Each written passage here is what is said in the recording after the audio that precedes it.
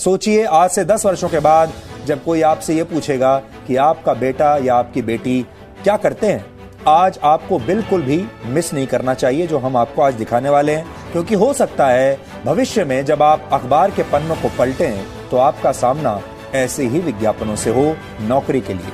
आज हम सबसे पहले भविष्य के कुछ ऐसे विज्ञापनों से आपका परिचय करवाना चाहते हैं जिन पर बड़ी बड़ी कंपनियां लाखों करोड़ों रुपए खर्च करेंगी। आपने नौकरियों के विज्ञापन तो अक्सर अखबारों में देखे होंगे और हमारे देश के जो बेरोजगार लोग हैं वो अक्सर अखबारों में इस तरह के विज्ञापन रोज खोजते हैं कि देखें कहां कहां पर नौकरियां निकली हुई हैं, कहां कहां पर नए पद निकले हुए हैं, वैकेंसी निकली हुई हैं जहां वो अप्लाई कर सकें उस नौकरी के लिए।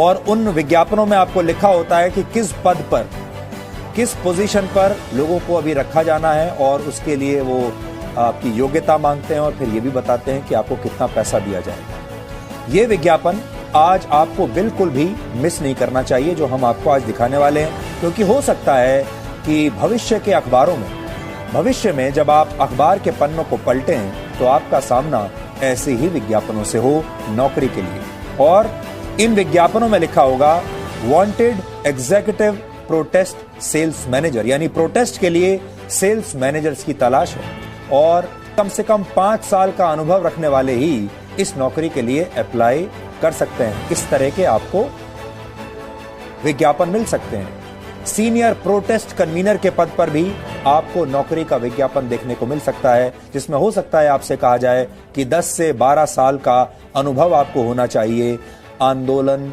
ऑर्गेनाइज करने का, भीड़ भाड़ इकट्ठा करने का। इसके बदले में हो सकता है आपको मोटा पैसा दिया जाएगा, आपको अच्छी सैलरी दी जाएगी, ऐसी सैलरी जो कि शायद आपको और किसी इंडस्ट्री में ना मिले। भविष्य के ये सारे विज्ञापन आप अपनी टीवी स्क्रीन पर देख सकते हैं और समझ सकते हैं कि भारत में आंदोलन अब कैसे एक उद्योग का स्वरूप ले रहा है। ये एक इंडस्ट्री अब बन चुकी है, यानी अब प्रोटेस्ट करवाने वाले लोग, प्रोटेस्ट को कोऑर्डिनेट करवाने वाले लोग, प्रोटेस्ट के लिए, आंदोलन के लिए फंड इकट्ठा करने वाले लोग, इस आंदोलन की पब्लिसिटी करवाने वाले लोग, ये सारे लोग अब एक स्पेशलाइज्ड जॉब के तहत आपको आने वाले दिनों में दिखाई देंगे और बड़ी बड़ी कंपनियां, बड़े बड़े एनजीओज इन्हें अपने यहां नौकरी पर रखेंगे।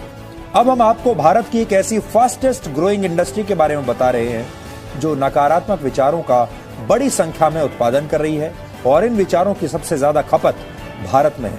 यानी इस इंडस्ट्री को भारत भा गया है, पसंद आ गया है और ये सबसे तेजी से उभरने वाली इंडस्ट्री है आंदोलन का उद्योग। जी हां, आंदोलन एक जमाने में बहुत अच्छा शब्द हुआ करता था।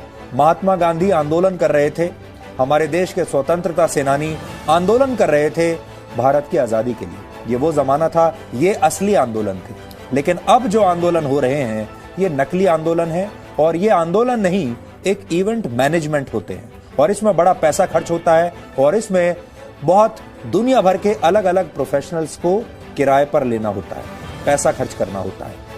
और हमें लगता है कि आने वाले समय में संभव है कि भारत के स्कूलों और कॉलेजों में भी इसकी पढ़ाई शुरू हो जाए।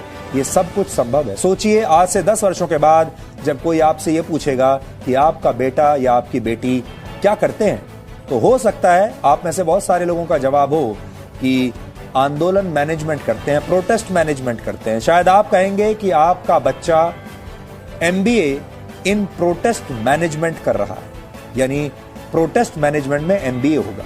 यह भी हो सकता है कि अगले कुछ वर्षों में सरकारें कृषि एवं किसान कल्याण मंत्रालय की तरह आंदोलन कल्याण मंत्रालय का गठन कर दें और इस मंत्रालय के लिए भी अलग से बजट की व्यवस्था कर दी जाए। ये सब हो सकता है और हमें लगता है कि आपको आज से ही इसकी तैयारी शुरू कर देनी चाहिए। लेकिन आज का हमारा जो भाव है आपसे ही बात करने का, वो ये कि इस तरह के आंदोलनों को अब आप पुराने आंदोलनों की नजर से देखना बंद कर दीजिए, इसे एक नए नजरिए से देखिए। अब के जो आंदोलन है ये इवेंट मैनेजमेंट है। अब आप सोच सकते हैं ये हम क्यों कह रहे हैं कि आने वाले समय में MBA master in business administration नहीं होगा, बल्कि एमबीए होगा मास्टर इन बिजनेस आंदोलन। और बहुत सारे ऐसे माँ बाप होंगे जो खुशी खुशी अपने बच्चों को एमबीए करा देंगे प्रोटेस्ट मैनेजमेंट में, क्योंकि सबसे ज्यादा पैसा भी वहीं होगा, सबसे मोटी तनख्वाहें भी वहीं होंगी।